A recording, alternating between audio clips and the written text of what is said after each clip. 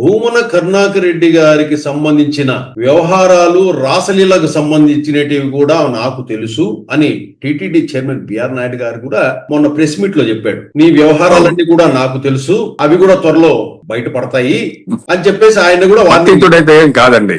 కరుణాకర్ రెడ్డి ఏమి పట్టితుడని నేను అంటం లేదు. నేను గత ఒక వారం రోజుల క్రితము మీ తిరుపతికి సంబంధించిన ఒక పత్రికలో చదివాను. కరుణాకర్ రెడ్డి టీటీడీ చైర్మన్ గా ఉన్నప్పుడు టీటీడీలోని ఒక మహిళా కీలక అధికారినితో వీళ్ళు గర్భగుడి దగ్గర కూర్చొని శ్రీవారి సన్నిధిలో ఇద్దరు జంటగా కూర్చొని అరగంట ముచ్చట్లు పెట్టుకునే వాళ్ళు అని చెప్పేసి కూడా చెప్పారు. ఆ పత్రికలు కూడా రాశారు. అవును, ఉండొచ్చండి, తప్పేం. ఎందుకంటే అది చర్చ జరిగింది ఆ టైంలో, నాకు కూడా తెలిసింది ఆ విషయం. నేను చెప్తున్నా కదా, పత్రికలు అంటే ఎవరు లేరండి దీంట్లో. ఊరికే ఒకరి మీద దుమ్మెత్తిపోయాలని ముందు మనం అనుకునేప్పుడు అదే అంటారు సామి గురివెంది గురించి చెప్తారు. మనకెందున్న ఉన్న మచ్చ మనకు తెలియదు, ఇంకొకరిని చూపిస్తాం. మనం చేసిన తప్పులు కూడా మనకు ఉన్నాయి. ఈ రోజు గత ఏమన్నా బయటపడతాయి, ఖచ్చితంగా బయటపడేది మాత్రం వాస్తవం. నువ్వు చేయలేదని నేను అంటలేదు, నువ్వు చేసావు, ప్రతి ఒక్కరు చేసిన వాళ్లే. కానీ నువ్వు ఆ మాట అంటాం, ఆయన గురించి మాట్లాడడం అనేది నవ్వుకోవాల్సిన విషయం, చాలా తప్పది. నీ గురించి టీటీడీలో ఇప్పుడు మాట్లాడకపోవచ్చు, ఎవరో భయంతో మాట్లాడకపోవచ్చు.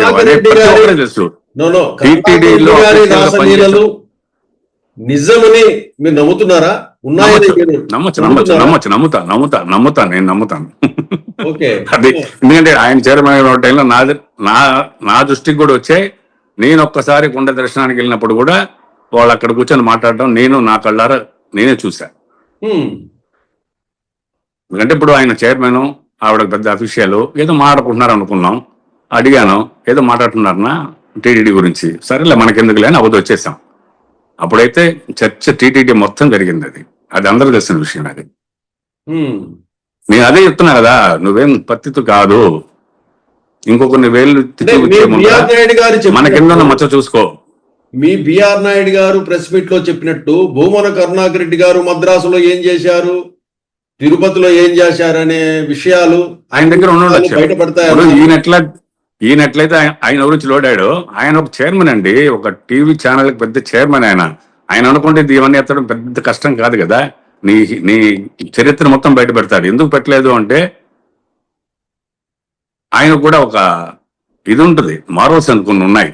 ఎందుకు ఒక చైర్మన్ గా ఇటువంటి వాడు కూడా పనిచేశాడు, భక్తుల మనోభావాలు దెబ్బతింటాయేమో ఒక దీంట్లో ముఖ్యమంత్రి గారు చెప్పారో లేకపోతే లోకేష్ బాబు గారు చెప్పారో తెలియదు, కానీ ఆయన అన్నమాట అయితే వాస్తవం. కానీ దాన్ని ఎందుకు పెట్టలేదు బయట అనేది వాటికి సంబంధించి ఏదన్నా ఉండొచ్చు.